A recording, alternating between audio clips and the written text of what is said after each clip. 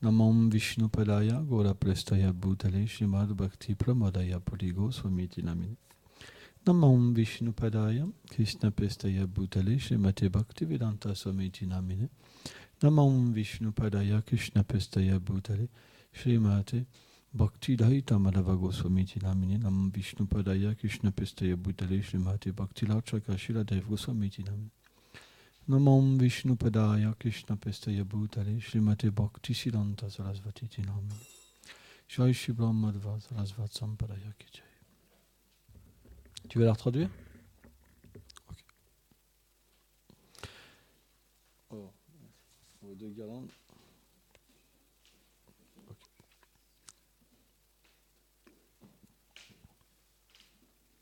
Donc aujourd'hui, on a deux invités spéciaux.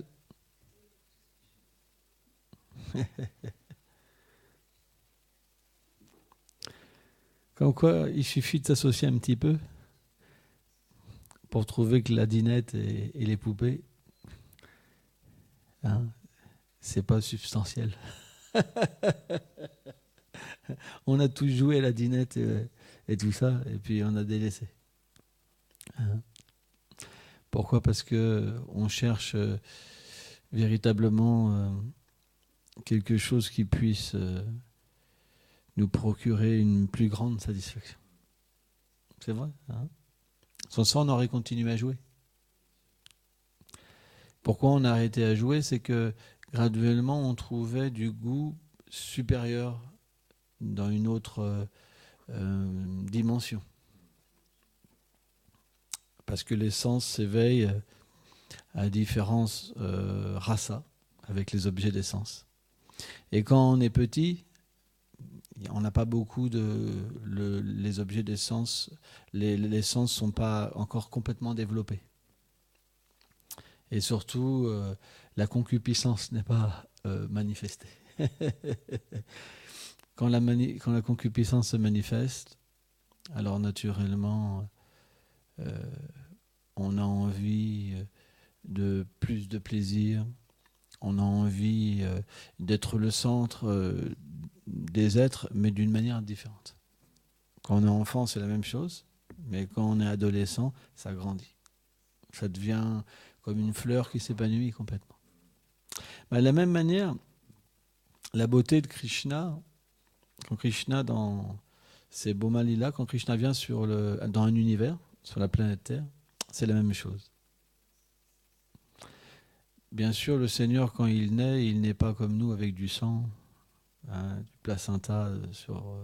Vous avez déjà vu un nouveau-né, hein. C'est pas évident, hein, c'est un choc, hein, quand même. Moi, quand j'ai vu, disons, j'ai un enfant, une petite fille, et quand on m'a appelé pour voir l'enfant, ça m'a fait quand même un choc. Hein.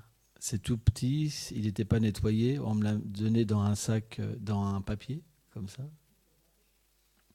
On me l'a donné dans les mains, et véritablement, je ne savais pas quoi faire, quoi. Je dis que c'est étrange comme situation. Hein, c'est particulier quand même. La naissance dans ce monde, c'est particulier. Mais quand Krishna, lui, il naît, il n'y a pas de sang, il n'y a pas de placenta, il n'y a pas de tout ça. Il naît, il est déjà tout beau, avec les cheveux bouclés. Son corps, c'est comme un diamant. Au point que quand Mère Yashoda, elle s'éveille. Pourquoi? Parce que Yoga Maya l'a mis dans une situation. Elle s'éveille, quand elle voit son fils, elle se voit dans le corps de son fils. Vous vous rendez compte? Parce que le corps du Seigneur, c'est un joyau. Hein? Et quand elle voit le reflet de sa personne dans le corps de son enfant, elle croit que c'est un fantôme qui est dans le corps de son enfant. Et elle crie. Qu'est-ce qu'elle crie? Le nom du Seigneur Nishingadev. C'est pour ça que Bhaktivedanta Narayana Maharaj dit que la déité du Vatsalya Ras, donc des sentiments parentaux, c'est Lord Nishingadev. C'est pour ça que comme il y a Nanda Yashoda Gopal dans ce temple-là, naturellement le Seigneur Nishingadev a voulu venir. C'est le principe. Donc, on devrait comprendre que la déité principale, puisqu'à Vraj tout est caché, puisque Radha et Krishna sont dans des sentiments d'adolescents, que Nanda et Yashoda sont les parents de Radha et Krishna, que Nita et Vishvambara sont dans le mood de Sakyaras, la déité principale, c'est Nishinga. Pourquoi ? Parce que tous, ils viennent prier. Nanda Maharaj et Yashoda viennent prier, Nishinga, pour qu'ils protègent leur fils. Vous comprenez ? Ça, c'est ce qu'on appelle le rasa. Ça veut dire que si vous commencez à prier Gopal, ô Seigneur suprême, devant Mère Yashoda, ça va pas bien, c'est pas le rasa. Mais ça, c'est pour des dévots qui ont des sentiments transcendantaux qui apparaissent dans leur cœur. À un niveau où le cœur n'est pas nettoyé et que par la miséricorde des purs dévots, les sentiments purs ne sont pas dans le cœur, alors, naturellement, on va prier Gopal en tant que le Seigneur suprême. Et on va voir Radha et Krishna comme plus opulents que Nishingadev. Hein? Puisque selon Bhaktivedanta Narayana Goswami Maharaj, Nishinga est une manifestation Sudarshan Chakra de Krishna. Hein? Alors bien sûr, il est une manifestation du Seigneur suprême, c'est la colère du Seigneur suprême. Hein? Mais voilà, il est une manifestation Sudarshan Chakra. Donc, selon notre condition, selon notre sentiment, on voit les choses d'une certaine manière. C'est pourquoi on ne doit pas critiquer quand quelqu'un voit ici, par exemple, Vaikuntha, ou quand quelqu'un ici voit Golok Vrindavan. Hein. Voilà, c'est des sentiments qui sont dans le cœur. Et dans le mouvement de Chaitanya Mahaprabhu, ce qui est merveilleux, c'est que Chaitanya Mahaprabhu a réuni les 4 sampradayas dans une. C'est ce qui est particulier. C'est pourquoi, quand il vient, par exemple, Murari Gupta, Hanuman vient, sous la forme de Murari Gupta. En fait, tous les associés de différents lieux spirituels, des planètes spirituelles, viennent pour assister Chaitanya Mahaprabhu. Donc on est tous réunis avec Mahaprabhu. C'est pour ça qu'il a montré toutes sortes de formes. Varahadev, Nishinga, Narayan, hein, et Ramchandra, toutes sortes de formes inimaginables Chaitanya Mahaprabhu a pris. Pour nous faire voir que ce Seigneur-là, il est concerné par tous ses dévots. Il veut que tous ses dévots soient avec lui. Et c'est ça qui est merveilleux avec Chaitanya Mahaprabhu. Parce que dans les autres lilas, c'est pas que tout est ensemble, comme ça. Hein? Hein? C'est pourquoi, parfois, quand Chaitanya Mahaprabhu était dans l'état d'esprit de Radha et Krishna, il a demandé par exemple à Murari Gupta d'adorer Radha et Krishna. Mais c'était juste pour prouver son amour et sa fidélité. Bien que Murari Gupta, toute la nuit, il a essayé de prier Radha et Krishna, il ne pouvait pas. Il ne pouvait pas abandonner le refuge de Ramachandra.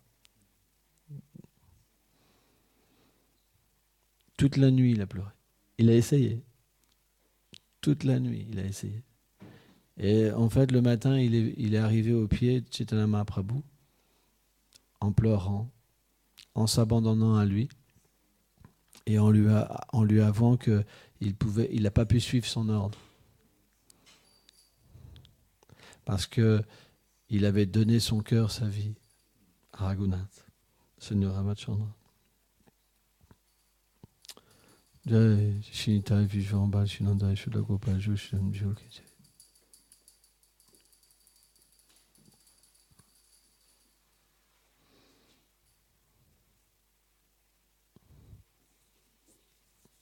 Et le Seigneur Chaitanya Mahaprabhu était très très content avec Murari Gupta. Il lui dit en fait tu es Hanuman. Donc c'est normal. Parce que Hanuman, bien qu'il sache que Krishna et Ram sont la même personne, il a une préférence pour Ram. Hein? C'est pourquoi, on devrait respecter le sentiment dévotionnel de chacun. Parce que dans la famille de Chaitanya, tout le monde a sa place. Et c'est ça qui est particulier. Hein? Pourquoi ? Parce que Chaitanya Mahaprabhu est l'origine de toutes les incarnations. Et de la même manière, quand Krishna vient dans ce monde, toutes les incarnations viennent dans le corps du Seigneur. Quand Chaitanya Mahaprabhu vient, c'est la même chose. C'est pour ça qu'il a pu véritablement manifester toutes ces formes. Un jour, Chaitanya Mahaprabhu, il a pris Shrivas, donc il était avec tous les dévots. Et il a pris Shrivas par la main et il a disparu. Il est parti. Et tous les dévots, ils ont commencé véritablement à se lamenter parce qu'ils ont ressenti dans leur cœur que le Seigneur était parti, quoi, quitté. Fini. Chaitanya Mahaprabhu a manifesté ce lila, ce divertissement. Et là, tous les dévots ont commencé véritablement à rentrer dans une dévastation. Une terrible dévastation. Au point que certains voulaient se suicider même. Et à la dernière limite, il est réapparu, le Seigneur Chaitanya. Avec Shrivas Thakur. Et là, les dévots, quand ils ont vu Chaitanya Mahaprabhu avec un doux sourire, avec les yeux qui... Voilà, c'est la forme de l'amour, Mahaprabhu. Et les dévots, ils se sont roulés par terre. Mère Sachi l'a pris sur ses genoux. Il lui a fait des millions de baisers, quoi. Hein? Elle pleurait, tout le monde pleurait, quoi. Et tout le monde a dit au Seigneur de jamais plus le quitter, quoi. Parce que c'est leur âme, c'est leur vie. Ils ne peuvent pas se séparer de vite. C'est les associés du Seigneur. On dit Parikar, c'est les associés du Seigneur. Il y a Parikar Tattva et Jiva Tattva. Jiva Tattva, c'est pour les âmes qui peuvent tomber dans le monde matériel. Parikar, c'est les associés du Seigneur. En fait, ce sont des manifestations du Seigneur suprême. Les associés du Seigneur qui viennent dans le monde matériel. Mais eux, ils ne peuvent jamais être recouverts par la nature matérielle. Parfois, les dévots, ils mélangent Jiva Tattva et Parikar Tattva. Ils pensent qu'on vient du monde spirituel et qu'on a été recouvert. Mais ça, c'est une mauvaise compréhension. Un Parikar ne peut jamais être recouvert. Un associé du Seigneur. Ce sont les âmes qui viennent de la rivière marginale ou du Brahmajyoti qui peuvent venir dans ce monde et être recouverts. Parce qu'ils n'ont pas encore de relation avec le Seigneur suprême. Donc ils peuvent faire un choix. Mais une fois qu'ils atteignent la demeure transcendantale du Seigneur, comme Krishna dit dans la Bhagavad Gita, ils ne reviennent jamais en ce monde. Parce qu'ils deviennent parfaits à ce moment-là. Siddha. Mais selon les acharyas, on peut atteindre un certain niveau dans l'amour de Dieu par la sadhana.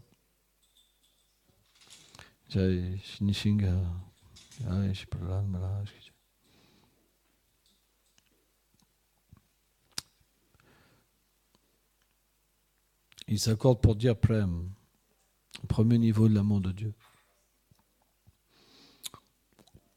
Et quand quelqu'un a atteint cette perfection, de réaliser son corps transcendantal et son service éternel au couple divin, et de pouvoir l'exécuter, alors il renaît à Boma Vrindavan, là où le Seigneur se divertit dans un univers. Et là, quand il prend naissance dans le sein d'une gopi, alors il peut atteindre les stades plus élevés de l'amour de Dieu. Et après, simplement, il va à Golok Vrindavan. C'est ce qu'explique nos acharyas. Mais ce qu'il y a de merveilleux dans ce divertissement avec Srivas Thakur et Chaitanya Mahaprabhu, c'est que dans ce monde, nous, on est jaloux. Tout le monde est jaloux. Tout le monde est jaloux. Personne n'est pas jaloux. Si on est conditionné par la nature matérielle, on est jaloux. C'est dommage, mais c'est comme ça. Et quand Srivas Thakur il a été pris par Chaitanya Mahaprabhu, nous, on serait dit, mince, Gurudev, il a choisi telle personne, ou ceci, cela. On aurait été jaloux, par exemple. Mais les dévots de Mahaprabhu, qu'est-ce qu'ils ont fait quand ils ont vu Srivas? Ils ont dit, en fait, tu es le plus grand dévot. Et ils ont voulu prendre sa poussière. C'est ça la mentalité des Vaishnavas. C'est pas évident. Mais quand quelqu'un nous dépasse, on n'est pas envieux. On veut sa miséricorde pour pouvoir progresser. Oh, tu es devenu un grand dévot du Seigneur. Donc maintenant, mon devoir, c'est prendre ta poussière pour que je puisse avoir la miséricorde du Seigneur. Or, dans ce monde, on voit quand quelqu'un progresse, quand quelqu'un il a un service spécial, tout le monde le critique. Pour qui il se prend, pour ceci, pour cela. Personne ne peut émettre, à part des dévots qui sont libérés de l'envie, la possibilité que c'est une miséricorde spéciale. Or, ce monde matériel, c'est bardé d'envieux. De gens qui ont voulu se faire imiter, de prendre la position du Seigneur. Donc, naturellement, les premiers niveaux de la service de dévotion, le plan Kanishta Bhakta, donc dévot encore matérialiste, ça veut dire que bien qu'on a un habit Vaishnava et qu'on chante les saints noms, mais c'est juste extérieur. Notre cœur, il est encore empli de désirs matériels. Donc à cause de cela, il y a l'envie. Et c'est pourquoi on voit beaucoup de critiques. Bien que notre philosophie est quelque chose d'incommensurable et merveilleux, on se retrouve aussi dans une situation où il y a beaucoup de critiques, beaucoup de conflits. C'est pourquoi on devrait, comprendre scientifiquement pourquoi toutes ces choses existent. Et au lieu de se mettre dans la politique et dans l'envie, dans la jalousie, en suivant le troupeau comme les moutons, on devrait plutôt vouloir progresser. C'est pourquoi notre but, il est de trouver des dévots qui se sont libérés de l'envie par le fait de pouvoir avoir une méditation supérieure sur un monde qui est dépourvu d'envie, sur un monde où l'amour est véritable. Et ce monde, naturellement, c'est la demeure du Seigneur suprême. Si on n'a pas de méditation sur ce monde, alors on sera jaloux. C'est pourquoi on doit méditer sur les divertissements du Seigneur suprême, à travers le chant des saints noms. Car le chant des saints noms est comme une pierre philosophale. Il peut tout révéler. Donc on doit chanter en méditant. Si on médite, notre mental sera canalisé. Et comme les divertissements du Seigneur et les saints noms, c'est pas différent, parce que tout ce qui est en rapport avec le Seigneur, c'est absolu, c'est un. Si on médite et qu'on chante, alors notre mental sera contrôlé et le chant nous révélera la nature des divertissements du Seigneur. C'est ça le secret. De la même manière, Haridas Thakur explique qu'on devrait, quand on chante, méditer sur la forme du Seigneur, la forme de la déité. Car à travers cette forme, le Seigneur peut se révéler à travers le chant et révéler tous ses attributs.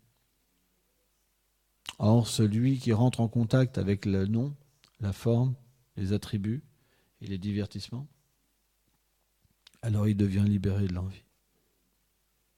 Pourquoi ? Parce qu'il devient satisfait, Atmalama, pleinement satisfait. L'envie, la jalousie, vient du fait qu'il nous manque quelque chose. On est frustré. Mais quand la plénitude du fait d'entrer en contact avec le Seigneur se manifeste dans notre cœur et notre mental, automatiquement, on n'est plus envieux. Et le principe de quitter la plateforme de l'envie, c'est être miséricordieux avec les autres. Quand on y manque quelque chose, on est surtout attentif à nous-mêmes. On est surtout miséricordieux envers nous-mêmes. Mais quand on peut obtenir quelque chose de supérieur, mais que les gens souffrent, on perçoit cette souffrance. Et on perçoit le cadeau qu'on reçoit. Et naturellement, on a envie de le donner. C'est pourquoi les grands dévots du Seigneur, comme Abhay Shanday Bhaktivedanta Swami Prabhupada, qu'est-ce qu'ils ont fait ? Ils ont distribué. C'est pourquoi on peut véritablement dire que ces personnes-là pouvaient goûter véritablement à travers le chant leur relation éternelle avec le Seigneur suprême. Parce que celui qui est à ce niveau-là, le Mahabhagavat, on peut reconnaître sa grandeur au nombre de personnes qui le transforment.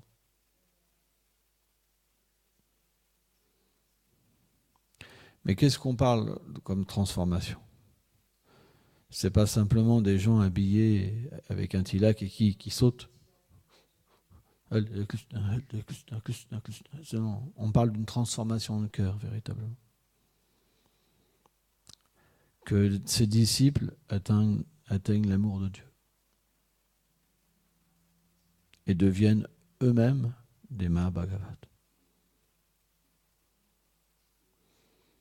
C'est à ça qu'on reconnaît les très grands dévots du Seigneur. C'est qu'ils transmettent dans leur cœur de leurs disciples l'amour de Dieu.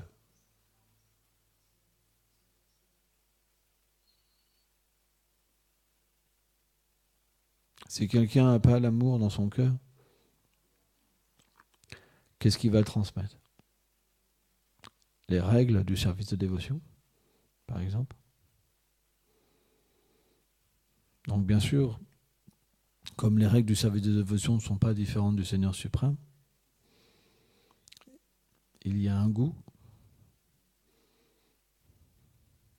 Mais la possibilité d'un disciple d'atteindre les divertissements intimes du Seigneur suprême ne sont pas forcément acquises.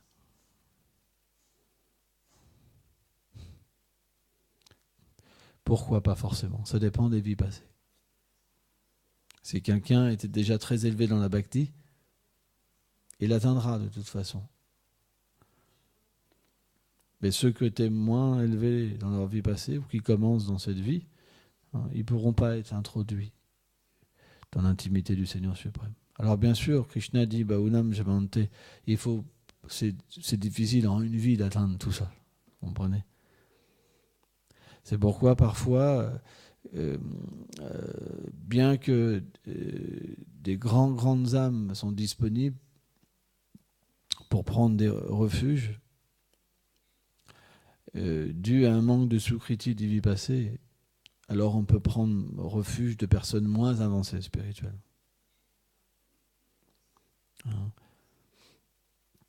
Mais ça, c'est la nature, du monde matériel. Si dans notre cœur, on veut la position matérielle, naturellement, on va prendre refuge d'un gourou qui est situé dans la position matérielle,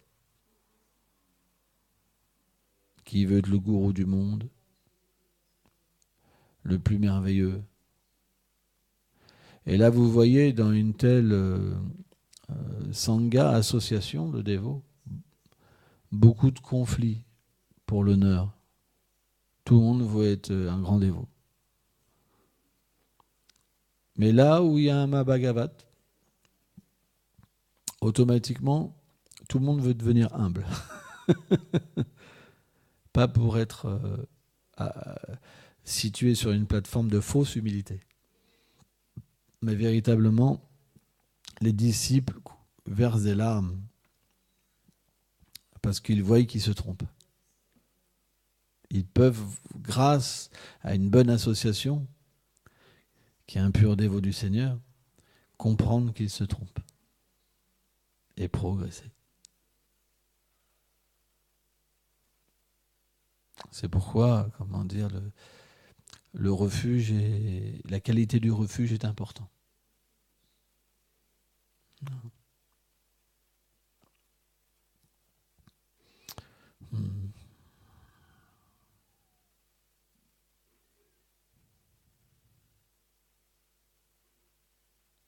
Cool. Oui, une autre question?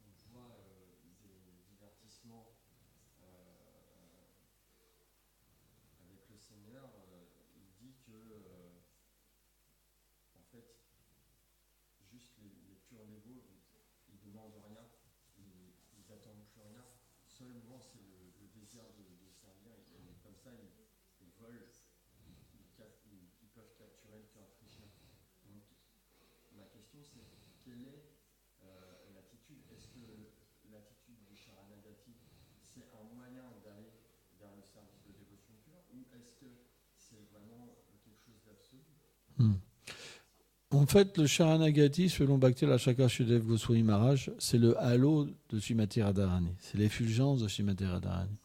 Le monde transcendantal et l'atmosphère, c'est Sharanagati. Donc, cette voie de l'abandon, elle ne descend qu'à travers le Seigneur suprême,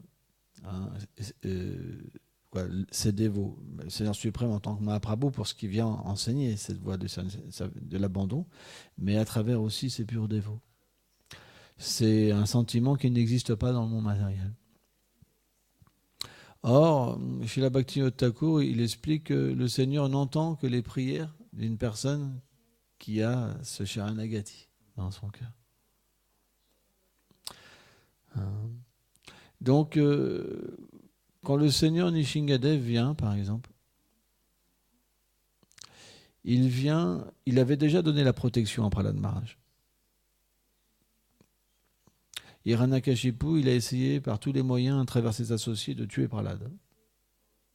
Mais vraiment, le transpercer, le faire écraser par des pierres, par les éléphants, le faire bouillir, etc. Vraiment, rien ne pouvait le toucher. Rien. Donc il était déjà protégé. Il était déjà soutenu par le Seigneur suprême. C'est expliqué dans le Bhagavatam que Prahlad Maharaj, il n'était même pas conscient qu'il allait déféquer, tellement il était absorbé dans l'amour de Dieu. Le Seigneur prenait soin de lui, personnellement. Il était comme un enfant dans les mains du Seigneur suprême. Mais quand Hiranyakashipu, il lui a dit, tu dis que ton Seigneur est partout. Et il lui a dit oui. Tu dis alors il est dans ce pilier? Prahlad, il a dit oui. À ce moment-là, quand Hiranyakashipu il a cassé le pilier, le Seigneur il est sorti pour prouver que la parole de son dévot est véridique. Et à ce moment-là, il a délivré les demi-dieux de l'emprise d'Hiranyakashipu en le tuant. Et pour prouver, physiquement parlant, que le Seigneur protège son dévot. Mais absolument parlant, avant il était protégé, Prahlad. Il ne pouvait même pas le toucher.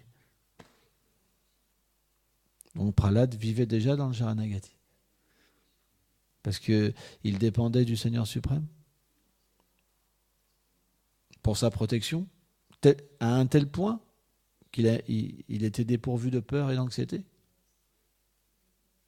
On n'a jamais vu ça. Jamais on a vu ça. En fait, c'est des dévots qui viennent dans le monde matériel pour nous faire comprendre ce qu'est l'abandon véritable. C'est quelque chose d'inconcevable. Par exemple, nous, s'il nous manque de l'argent à la fin du mois, on a peur. On va se dire, mais mince, pourquoi je suis venu ici, j'ai plus d'argent. Donc ça, c'est des dévots qui ne sont pas situés en Sharanagati. Vous comprenez ? Ils ne dépendent pas du Seigneur, ils dépendent de leur force. Donc, quand on est comme ça, on travaille, on veut ceci, on veut cela, en cas où. Mais Chaitanya Mahaprabhu, il a enseigné que voilà, les oiseaux, le Seigneur pourvoit aux animaux, pourvoit à tout le monde, etc. Saint François d'Assise aussi, il a enseigné ça. Il ne faisait jamais de réserve, les disciples de Saint François d'Assise. C'est venu après, quand ils ont dévié. Mais au temps de Saint François d'Assise, il vivait du jour le jour, de rien.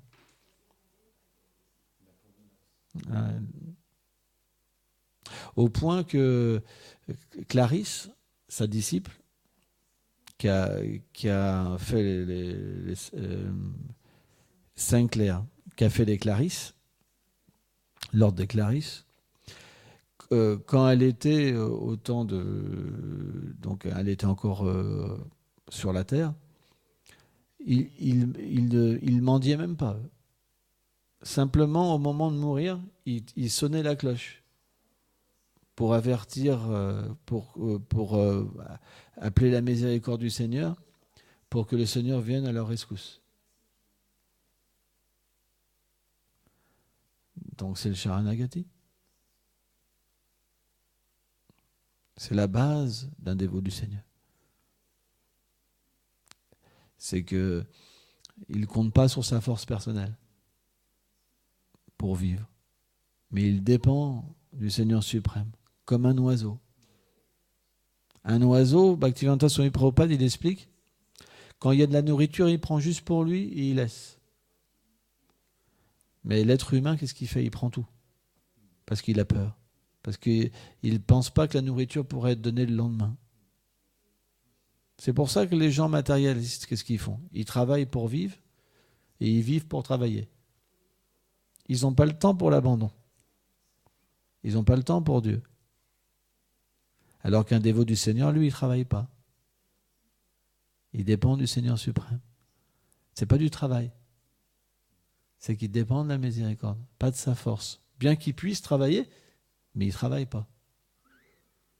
Il dépend du Seigneur suprême. Pas de gens matériels. C'est pour ça qu'il ne va pas se dégrader par son travail, par exemple. Pourquoi quelqu'un se dégrade ? C'est parce qu'il pense, je me maintiens par moi-même. Donc il va vendre de l'alcool, faire ceci, cela. Mais un dévot, lui, jamais il fera ça, parce qu'il dépend du Seigneur. Vous comprenez ? Pourquoi on accepte n'importe quoi ? C'est parce qu'on ne voit pas le Seigneur suprême. Donc à cause de ça, notre foi est petite et on se dégrade, quoi. On va quitter une situation qui est la plus merveilleuse, où on peut entendre les gloires du Seigneur pour de l'argent, par exemple. C'est la nature. Voilà, on peut pas faire apparaître ce qui n'a pas dans notre cœur. Par exemple, Chaitanya Mahaprabhu, une fois, Srivas Thakur, lui, il ne travaillait pas. Il vivait simplement de la miséricorde du Seigneur suprême. Et un jour, le Seigneur, il l'a testé, il lui a dit, maintenant, il faut que tu ailles travailler. Et Shrivas a frappé 3 fois en ses mains. Et le Seigneur a dit, pourquoi tu as frappé 3 fois? Le premier jour, si rien ne vient, je jeûne. Le deuxième jour, si rien ne vient, je jeûne. Et si le troisième jour, rien ne vient, je rentre dans le grange. Mais jamais je dépendrai d'autre chose que le Seigneur suprême. C'est des extrêmes. Mais le Seigneur nous fait voir à travers ce dévot quelle attitude prendre pour être protégé, pour qu'il prenne notre vie en main. Par exemple, le Seigneur est dans notre cœur. Mais si on n'est pas abandonné, il n'apparaît pas dans notre cœur. On pense, je suis le premier qui habite là, le plus important. Mais quand les sentiments du chien négatif viennent, le Seigneur apparaît. Et là, on peut voir physiquement que le Seigneur habite dans notre cœur et que c'est lui le premier et que nous sommes son serviteur. Mais c'est pas évident.